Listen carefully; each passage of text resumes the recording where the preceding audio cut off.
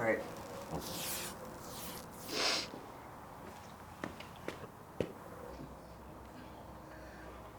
Is it just like a wick?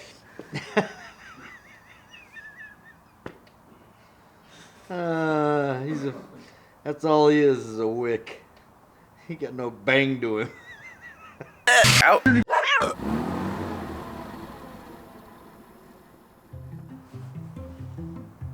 Huh.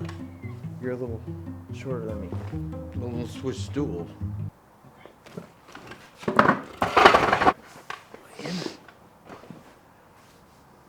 Cool. The air conditioner, that's what we're going to talk about today. When you start to research different ways to air condition your van, there's a lot of opinions out there. People do evaporative cooling, but that's more for like a dry heat. You know, when you live here in the Midwest, humidity levels are really high, and so it would just be like a soggy mess in the van, and that just couldn't be something we would do. And then when you look at like portable units, those big guys, they pull a lot of power and they also take up a ton of space. And then when you're looking at actual RV units, those also pull a lot of power and they're usually very pricey. And so I wanted to try to find the cheapest way I could do it while still cooling the van. When we did our research, we came across some guy had taken a window unit and closed it within a box in the back of his van underneath a couch or something he put back there, and he ventilated it out through the floor, and then the intake was also through the floor, and he said it worked.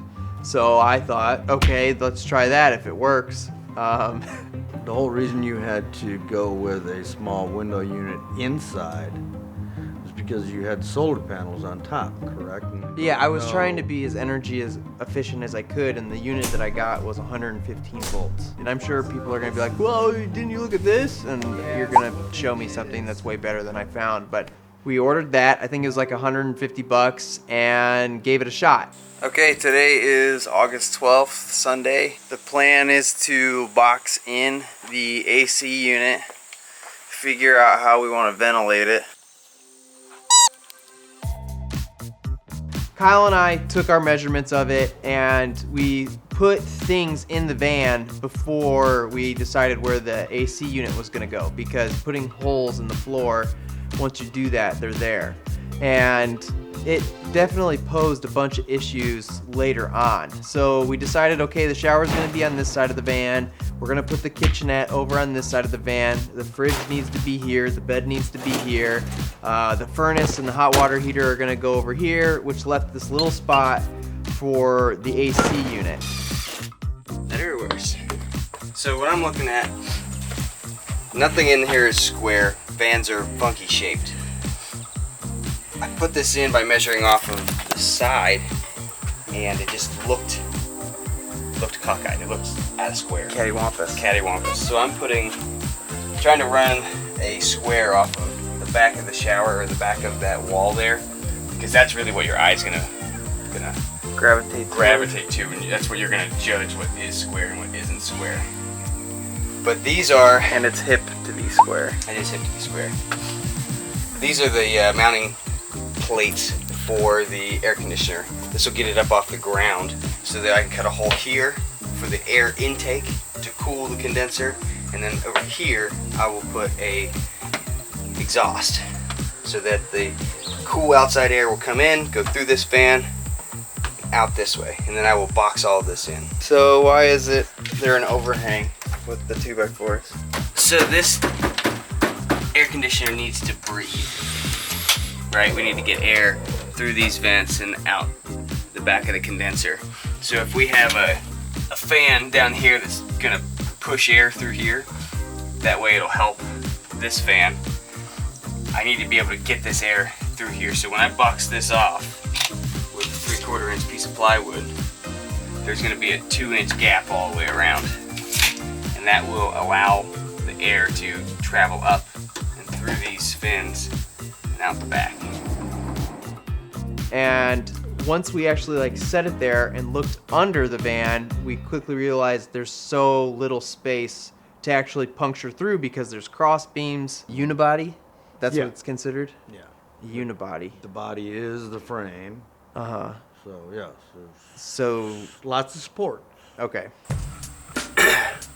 I drilled this hole all the way through so I can measure back and forward and then bring those measurements up here and try to figure out where that frame's at. So I'm finding that there's frame right here. You have open space. Then you have frame here.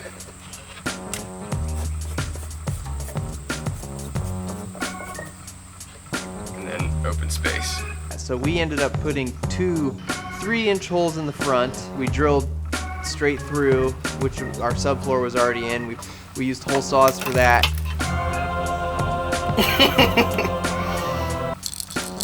Hello. And then we put 3 2-inch holes in the back for exhaust. So we had the issue of all of these beams being in the way, and so we ended up doing 2 3-inch intake areas, which have these clean out mounts now, where we just spin a cap on and it'll seal it up when we're not using it. And then there are these 3 exhaust holes, which are 2 inches apiece, and we're going to be putting PVC pipe down here as well with the same clean out attachments to it, so we can twist on a cap. From the outside, if you were looking at it, can't see it. Oh, there they are. So you really have to be like underneath the van to see them. What we're gonna do for the exhaust tubes is adhere a coupler. Is that what it is? Yeah. Which is this guy. It's not threaded, and we're gonna use that so that it has a lip on the inside. Which, why didn't we do that for the? We didn't do that for the 3-inch tubing Because we needed the space. because we don't have the room for it. And so we just screwed those in with 2-inch drywall screws. I'm gonna drop them in. 1, 2. Do we want to caulk these down? If so, I should probably vacuum out all this BS. I'm gonna go give them $4. They're 50 cents a cup, so they're getting a $2 tip. The little girls across the street brought us lemonade and said it was free because they're closing up shop, but we felt bad. So Ben's going and giving them some money.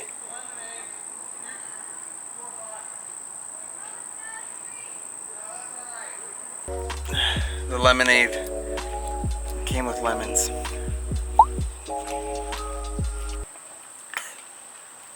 I love lemon. Oh. Oh my gosh, I don't know how you do it.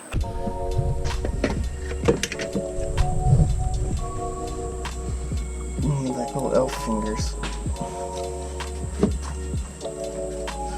We built a box to enclose everything, and that was just plywood. This is a test of the AC box, which is right here. Yeah, the exhaust is working. Nah, I mean, I got cool air. I mean, that's a good thing.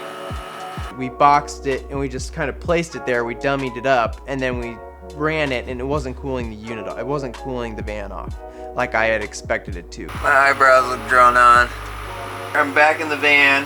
It's been 2.5 hours since we've worked on it. We wanted to let the AC run, and it's a little cooler. For 2.5 hours, that you would think it would be really cold in here, but it's just not. It could be a multitude of things. We had just assumed that's because it wasn't sealed. You know, to have an AC unit work properly, you have to section off the condenser so that it can exhaust heat, and then the front end needs to be able to pull air in. Right? The Freon runs through the condenser.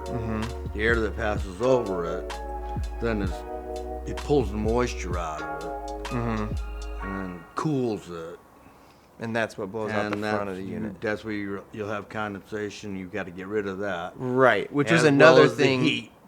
too. With the condensation, you know, when you look at AC units that are hanging out people's windows, they're constantly draining, dumping the moisture out the side of the window.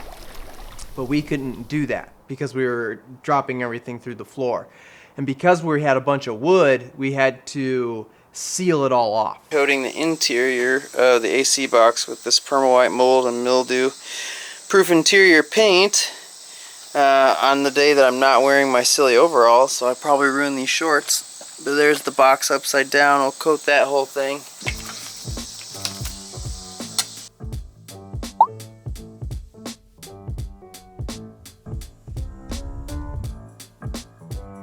There's now 2 coats of paint in that box and a single coat on the mounts, or the risers.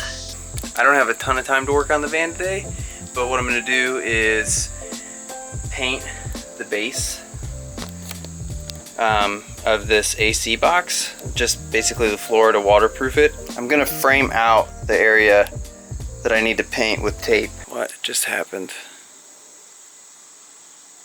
So it'll be a nice clean edge, but first I got to put the box back on. I'll probably throw another coat on here and throw another coat on here. So I'm gonna get started. Here. Can't tell if it's... All right. Well, I thought I just filmed that whole process of me painting it, but I didn't. There's the first coat. So anything that water was going to come in contact with, we had to cover it up with this mold resistant paint. And I realized that wasn't working that well. It was kind of peeling off a bit on the plywood and the OSB subfloor. So then I took the Flex Seal stuff and then I went over it again just to triple seal everything so that no moisture was going to get into anything. I went back to my dad's and then we had to figure out how we were going to section off each part and then drain it. And that's where things got a little more complicated. Being in a van, the draining was always going to be an issue because you're not ever stuck in a set spot. You know, you might be leaning left one day, you might be leaning back one day, you might be leaning to the right. Nothing's ever level when you're in the van. Unless you go and you set out chalks and you make sure you are, but a lot of times you don't have the time to do that. So we had to figure out a way for us to get the moisture out of the unit and then fall into a trap to then send it out through the exhaust holes. And that's where my dad came across, it was like a mini fridge tray. Part of an old refrigerator, and it was a tray, and we drilled the holes in it with plastic. And But then you put grates on them. Yes, I did. So just PVC, you know, So flanges and grates, PVC grates. What would those be? Drain grates? yeah, I suppose. Yeah. Yeah. So we had 3 of those, which then got set down in through the holes. And then that's what kept everything kind of connected with each other. But even with that, we couldn't trust that the water wasn't going to sit in there and then drain out the face of the unit, because if I'm parked this way or that way, you know, if you have a buildup, it's still going to go wherever you're leaning. And water so seeks its own level. you ended up taking the grinder and nicking the back corners, both back corners of the unit. I did. And you put holes so that that the would- water would leak out the back. So we're trying to figure out where the water or the condensation is going to be leaving the AC unit, and they put 2 slits at the bottom, and we tilted it, and it's not centered, so you could see it's all coming out right here. Look at all that water. All of it's coming out of that one slot. So now we're going to try to level it, tilt it, and see if it comes out both. The other thing we did to help the intake was take 2 3-inch like little computer fans, and put them over the holes, those 3-inch holes, and just hooked them to a little toggle switch so that they pulled air up through the 3-inch holes. So it just gives it an extra boost. Yeah. And so now these are pulling air in. And then we put it at a slight tilt back angle, yes. so that we knew the water would most likely be pouring out the back. Hopefully. Yeah. And then to just strap it all down, we used the Plumber's. yeah, but what is this? It's just Corrugated or something. Perforated strapping. Perforated strapping. Pretty malleable. So because the water builds up here, Ty's throwing in a little. Damn. Yeah. so that it stays within the water trap. And once we had everything locked in and down, it was time to get the box back on there. The box had to be separated from the cold or the intake air to the exhaust. Right, which there's like vents all through the front end of it. Yeah. That pulls air from the fan. Create an insulation barrier. Okay, so before we seal this AC unit up in this box, I wanted to show you guys exactly how we've air tightened it. This is all 1-inch close-cell foam boards, which we use for the insulation you see on the walls there. It's that RMAX stuff you can get at like Home Depot.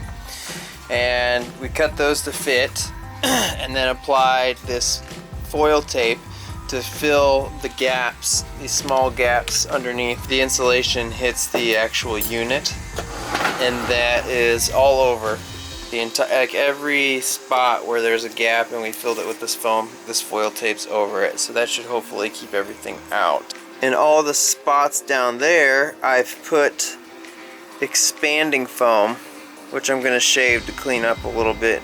That's gonna fill in any gaps that are in this exhaust area / water trap, so that that water can't go anywhere but down. And then once we put the lid on itself, I'm gonna take the Flex Seal and just hit every edge, because you know there's gonna be little gaps. Even if we drill it down perfectly, there's gonna be some air gaps on the lid. It's just like a triple measure to make sure it's completely sealed off. Same thing on the bottom. I'm gonna hit the bottom with a sealed line. And then if you look back there where the power cable's coming out, we've put the tape over it and then some butyl as well. So that's totally sealed off too. All sealed up, and then we'll put a face over it so that you don't see how ugly it is. Indoor-outdoor AC unit. I also just lined it with this silicone sealant through the roof, which sets really fast, so we had to get the lid on there. I lined all the edges. We're gonna drill it down. I want to turn it on and see if we got any leaks coming out of it. Let's first flick our intake fans on. They're on. You can't even hear them. And then flick that on. 64. Get underneath here. Starting to get hot. Cool air coming in.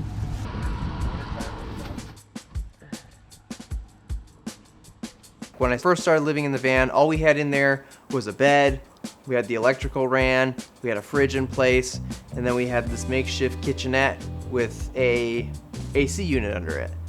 And so it was mainly a big open box. None of the side paneling was on for the interior walls. That was just bare metal. The insulation was in there, but there was still a lot of exposed metal, and there was still a lot of open cavities that we hadn't filled in. So the heat would stay, and the AC unit would struggle to cool off the interior of the van. This past summer, I really got to put it to the test, and the issues I was running into was the air blows out, the cold air sinks, and then it gets sucked back into the unit. This is what I do to keep the van cool. And so I use this little USB fan that then pushes the air up and it circulates through the van, and it does cool off eventually, but it's not quick, and I don't think it's energy efficient. I couldn't run that thing off my solar. Maybe if I was parked in direct sunlight, but if I was parked in direct sunlight, then it's competing with the sun, and it can't keep up. And so I have to stay parked in the shade and have the AC unit running, which means I'm not getting power in, I'm just draining power. And that means I need to be plugged in to use the AC unit. So I can't just go and use it. I mean, I could, but it would drain my batteries within like 2-3 hours. So that idea didn't really pan out. It didn't work how I had wanted it to. And I don't know if there's a way to make it work super efficiently unless you just have a huge battery bank. I came back and my floor was wet. And it's the AC unit is totally leaking. That is water running from the AC. Even though we put it at an angle, like I said, a lot of times you're not going to be parked on a very level surface. And when you run the unit, you do pull, especially where I live, there's a lot of humidity in the air. It pulls the condensation out of the air, and then it pools up in the bottom of the unit, and it needs to go somewhere. And if you're even at a slight angle, it is draining out the back, but it leaks out the front of the unit. Yeah. And it's now starting to get into my bamboo flooring and causing some buckling there. So that's been an issue as well. You know, you're gonna have to deal with moisture. That's something that's gonna happen. Yeah, or you install leveling. Right. Or you level out your van every time you park it. I think looking back at it, I probably would have gone with an RV roof unit. I put 2 fans up top instead of putting that, and the solar panels take up a big portion of that. You know, the AC unit itself, like we had to work around that a lot. You know, building the kitchen above it, putting the stove on top of it, making that whole kitchenette thing based around The only the way AC you could unit. have possibly gotten away with that if you'd done away with one of the fans. Yeah. You know? Yeah, which maybe I'll do that in the future. I just pull the fan out and I replace it with the AC. Yeah, well, But even then, it see, takes headroom.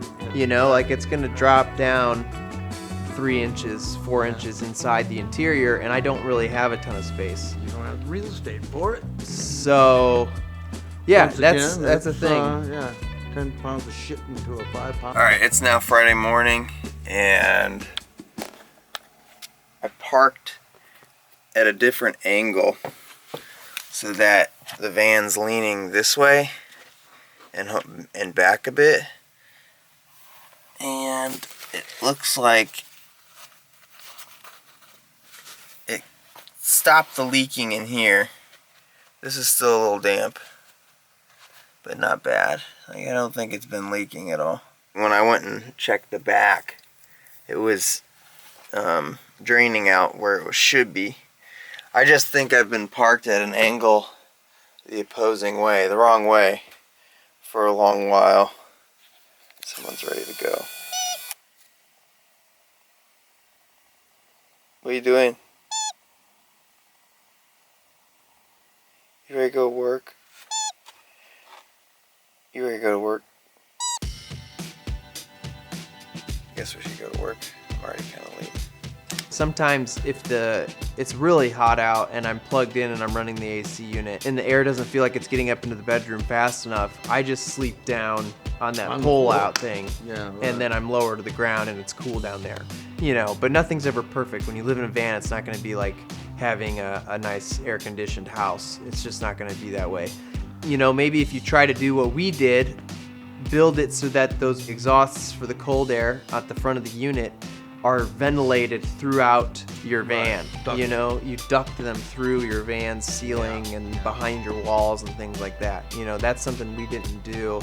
And it would be really difficult. It would be small ductwork to try to very small squeeze it all in and then figure out where you And wanted then the you're exhausting. losing it due to the shell heat, you know. So Yeah, who knows by the as time it the travel cold air through. gets to where it needs to be, it's not even cold, you know. So it's a battle. You know, I don't have a perfect solution for this, and I really didn't want to release a video about this because I don't think this is the best way to go about AC But air reality. conditioning your unit. But like I said, I'd rather show you guys what we did and how it did and didn't work so that you don't go ahead and try it and have false expectations of how it's Right. going to perform. I'm sure I'm going to get a load of comments about, oh, of course you did. It wouldn't work like that. Of course. Go ahead and share it. Get your voice out there. I mean, I am curious to hear what you guys have to say. If it's like constructive criticism, if it leads to a better performing AC unit. I know the issues I'm facing. I know what we have done wrong. I'm well aware of that. But if you guys have like recommendations to better units, more efficient ways to air condition your yeah, units, right. especially if you're living in a humid climate, Right. humid environment, share it. How would you do this different? Yeah. We went for it Yes. and we learned from it. That's all. You know, we're not heating and cooling professionals. I wanted to try to figure it out. Yeah. I wanted to give it a go. So, If you worry about failure, you'll never get anywhere. like, subscribe, Be share. constructive, not destructive.